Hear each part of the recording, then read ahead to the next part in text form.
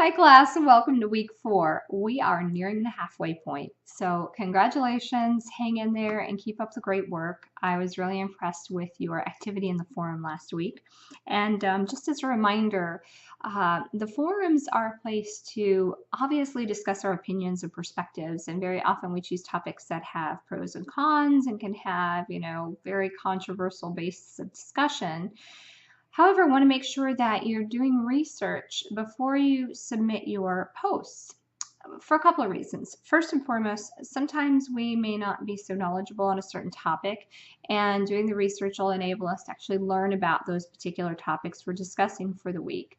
And second, oftentimes by doing the research, we may actually change our minds about the topic as we initially had felt by doing further research and gaining other perspectives and input.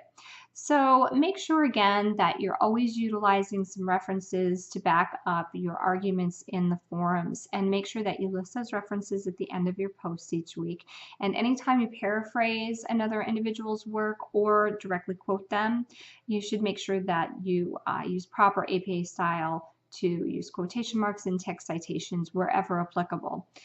And if you have any questions about that, I've listed some great resources on APA formatting from the OWL at Purdue site. And if you have questions beyond that, shoot me an email. I'll be happy to discuss it with you. As far as your quizzes, I know I've mentioned this before, just a reminder, they are closed book, closed notes, closed everything. Make sure you're just using your noggin on those. That's enough about that. And oh yes, your research papers. I can't stress enough that you should be working on these regularly. They're not due until week 7, but a good paper does take time to develop. Ideally, you would utilize an outline, a good outline, such as an alphanumeric outline to help guide you in your writing for this paper. And again, the OWL at Purdue has some really great sites and examples on how to formulate outlines that will get you started in that writing process. And remember that I have a grade sheet listed that's going to show you exactly what I'll be grading on you. So make sure you're always looking at these extra helpful hints that I post throughout, the research paper instructions that I made available to you during the first week of the course, and the assignments sublink in the lessons area. And refer back to that while you're writing your paper. Proofread it diligently before you make your final submission. Have a friend read it over, proofread it, edit it. A lot of times we overlook our own mistakes, and it's good to get an outside perspective.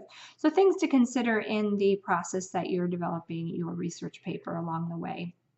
And that's about all I have for this week. Just keep doing what you're doing, and we're going to dive into the week 4 material, which happens to be my absolute favorite topic, the nervous system.